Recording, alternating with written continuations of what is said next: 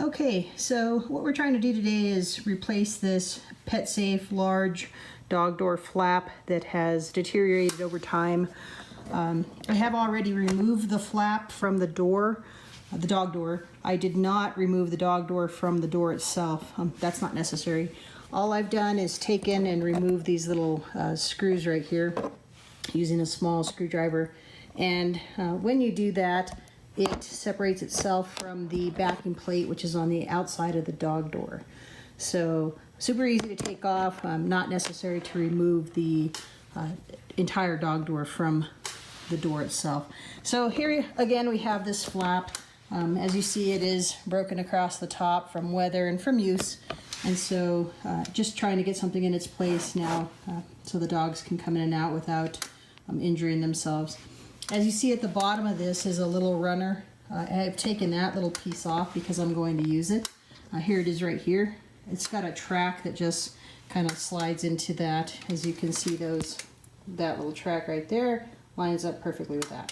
So this can be reused, which is good because that holds the weight of the door down at the bottom and it kind of locks it into place. So what I've done is gone to Lowe's and I found some black, I'm not really sure what it is, maybe a runner material.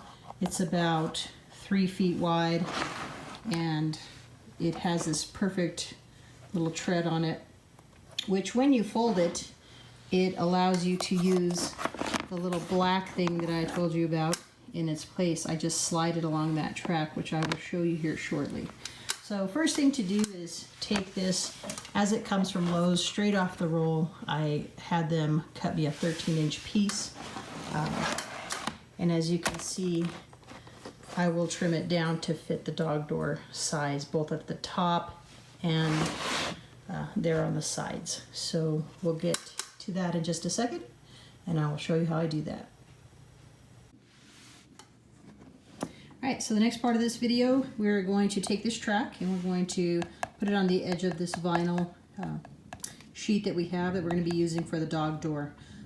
To prepare this, I went ahead and washed this track out. It was full of dirt, and the dirt was catching on this vinyl edge and it was not allowing it to slide very easy. I did leave some soapy water in there so that it would help it slide, and then I folded this edge of this vinyl so that the 3 pieces of the track, 1, 2, and 3, make the T that slides into the edge of this vinyl edging. And I also found that if you run your finger down this and kind of separate it a little bit, it makes it easier to slide. And so you might give that a try if you're having some difficulty. But basically, you're going to slide this all the way down the edge of the vinyl until it gets to the position that you want it to be in. So it is difficult, but possible. So make sure you get it down there and get it to the position that you want it to be in so that you can also trim this door down here in a little bit. So as you can see, it's hard, but it's made much easier with the soapy water. So I'm sliding this far enough that I have some room to trim both edges. I'm going to trim that edge down and going to trim this edge down so that it fits the dog door. You will find that there at Lowe's or wherever you get your vinyl mat, the cutting tool is a razor blade, so it is not always straight. So we'll straighten those edges out here in a second. But essentially this is what you're going to have. You're going to have that little track at the end of your vinyl mat, and it will fit in there nice and snug. So we'll get back to trimming this in just a second. Alright, so the next part of this project is to take and make my vinyl flap that I will be using the same size as the PetSafe door flap. So the PetSafe door flap, as you can see, is a little over 10 inches, but we'll get it there exactly. I'm just kind of measuring here in a bit. But for now, I'm going to take this piece of vinyl that was cut for me at 12.5 inches. and trim it down to the same size as this dog door, which again appears to be 10 3/8. So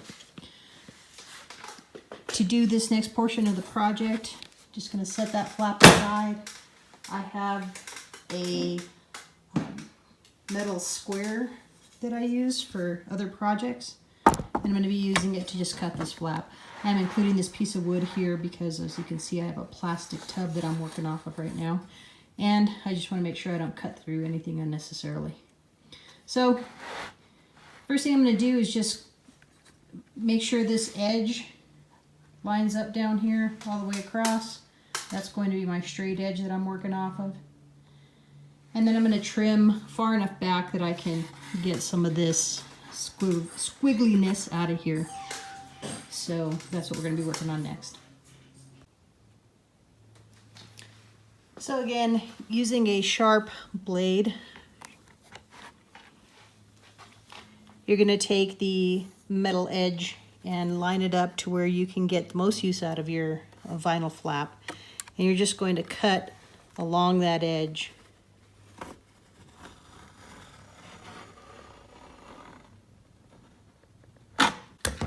And there you have that. Nice clean edge to work off of. We can measure from here. It's not perfect, but it's for a dog door, so I'm not too concerned about that.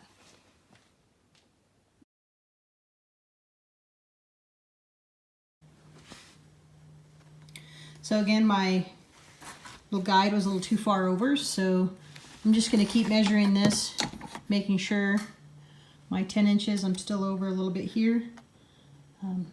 So I'll just keep adjusting that little guide until I get it far enough over. I'll probably just slide it the whole way right now so I can have some room to work. So from there, I again measure it at 10 inches. And I'll use this side here to trim that off the whole way. Again, try to use the sharpest blade you can.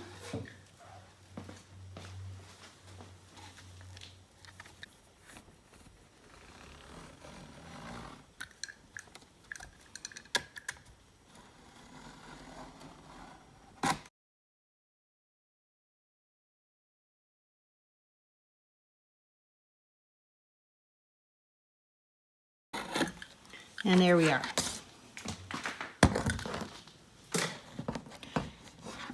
Next, we're going to take this guide and we're just going to slide it back till it's approximately halfway across the bottom, equidistance on both sides. Next, we'll attach this vinyl flap back to the door, adjusting for the height so that it's the same size as the dog door flap. All right, so the next thing is measuring for the height of the dog door flap. Nearest I can tell, this dog door flap is going to be about 16 7/8. I did give it a little bit here at the bottom for the track where it would normally sit. There is a little bit of space at the bottom of that, as you can see right there. There's a little bit of space to account for. So making sure the dog flap meets all the way to the top, I will give it some space for that. So we'll probably go 17 inches solid right now. And then if I have to, I can trim it down here in a little bit. But I'm guessing only because, as you can see, the top of this dog door flap is what broke. So it's kind of hard to say without going to the website. It's hard to say exactly what that measurement will be, but that'll get us pretty close. So next I'm going to trim it just at a straight 17 inches and attach it to the dog door. So using my square, I have marked 17 inches on this side, and fortunately it falls inside one of these tracks, so I'm using a Sharpie. It doesn't show up too good, but it's enough I can see it. So you may or may not be able to see that, but I've marked it to 17 inches right there. And then I'll mark the other side as well, 17 inches.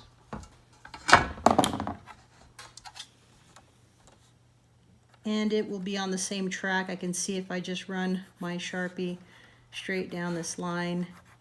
It is the same track as the one I measured on the other side. So right now I will adjust this so my flaps lay straight together.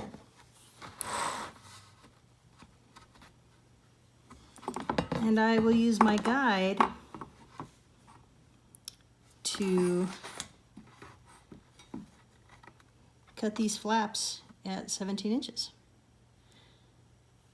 Actually, I'm not going to use my guide on this because I'm just going to run along the side of one of these tracks. As you can see, it's the same track the whole way down, so I'm not going to use that guide.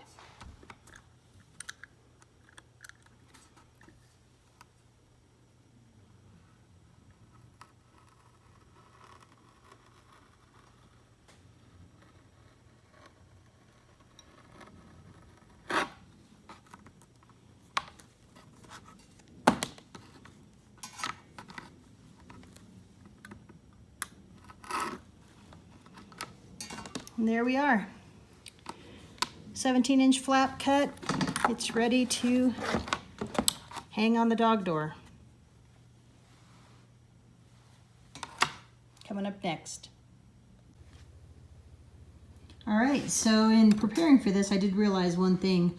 You're probably going to want to take just a small nail and the bracket. This actually feeds from the back side or from the outside of the door through the rubber, and then it connects on the inside of the door with those self-tapping screws that you removed earlier. So what I've done is I've taken a nail and I've attached it in the center here. I went ahead and hammered all the way through the board so it would stay still. And then I went ahead and punched holes here and here. Do make sure that you go all the way through so that the self-tapping screws can go all the way through as well. You want to get through both pieces of this rubber mat, so make sure you go all the way through.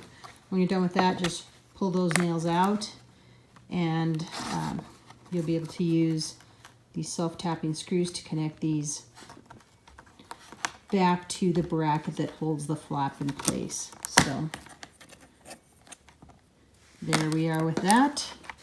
And again, this is the self-tapping screw that's going to go through the bracket on the door. It's going to go through the inside and it's going to screw into the outside, something like that. All right, so another quick lesson learned. Earlier when I showed you how to punch through this white plastic so that you could use it as a guide for where your holes would be and also make holes in your rubber, I realized that when I go to put this on the door, back in the doggy door by myself, it's very hard to do with just one person. So I think it works best if you take all 5 nails, punch them through, and leave all but the last one. Leave that last one off. You'll see why in a second. But if you leave the 4 nails in there and you take and put these in this guide track here, just slide them in there so that you can grab them from the other side. And they're basically just going to hang there for right now. So now we'll close the door and hopefully it didn't get too dark in here. We're going to close this door completely so we have something to work against. And you'll see now that you can use these nails to stabilize that back plate while you screw this first one in. Once you get that in there, you'll be able to remove a nail, remove a nail, remove a nail, so you can get all 5 in. So that's what we're going to do right now. And I will show you quickly how that works. Essentially, this moves up and down so you can find that guide hole. You're just going to look for your pre-screwed hole, or drilled or punched, whatever you did. And you're just going to feed it through there just a little bit and then take and reattach that screw. So now that you have the other 4 on there already, you can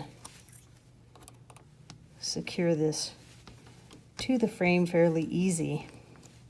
And then here in a little bit we'll adjust the flap up and down to account for that sag. This little guide here allows you to move the flap up and down. but once we get the other guys in, we'll be able to adjust that up and down as we see fit. So next thing we're going to do is just hold on to this center one right here, use it as my brace, and then I'm just going to punch that nail out the other side.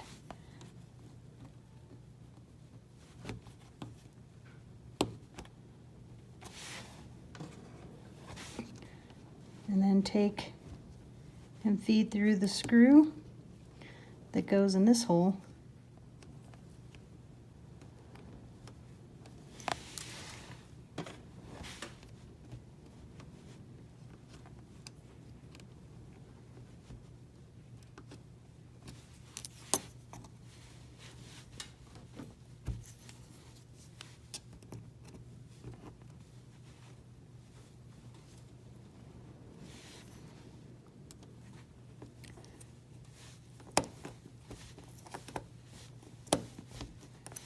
And just repeat the same thing for all 5 screws.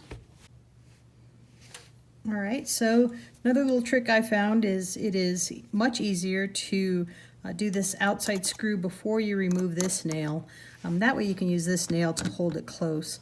I also found that once you punch that nail back out and you start to screw this in, you can just kind of fold this flap up a little bit right here on the end, and you can hold on to it and secure that with your fingers. Alrighty, and finally the last one will be this one right here. It should be nice and secure with all the other screws, so you should just be able to punch that one right back out the other side. And so once you get going on that last screw, just push that all the way through, and there's your hole to tap that last screw.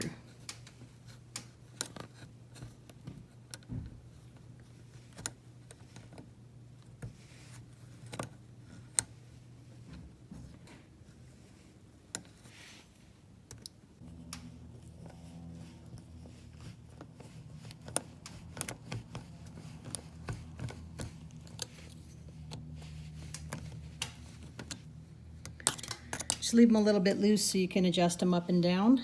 And the next thing we're going to do is just take and lift these panels and make sure that that sits flush on the bottom there.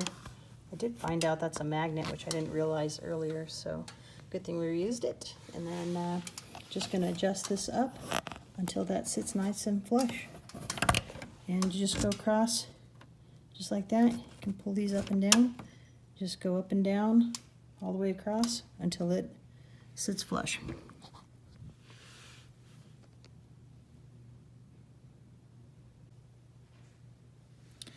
So again, you're just going to move these up and down until you have it at the height where the dog door magnet catches, and it's just going to catch like your last dog door would. That's essentially it for the dog door. Make sure you tighten up all these screws all the way across and get it on there nice and secure. And that's it, folks. I know it's kind of a cheesy little video, but it's the first one I've done, and I thought it'd be useful for someone out there trying to replace their dog door for cheap. Remember these flaps at Lowe's or PetSafe or Chewy.com. Essentially for a large dog door, like the one I have here, they're about $35 plus shipping, unless you happen to find one in the store. So essentially $35. And then if you want to buy the entire dog door, instead of replacing the flap for a large PetSafe dog door, it's about 50 bucks. This cost me a little bit of time, a little more than usual making the video, but this vinyl here cost me $2.55 at Lowe's for a 36-inch wide piece, which I'm able to fold in half for a 17-inch door, able to fold that in half, reuse the track, and have a perfect dog door essentially. Another flap right back in place and works just like any other dog door would. So hopefully this is of use to you guys. Thank you and have a good day.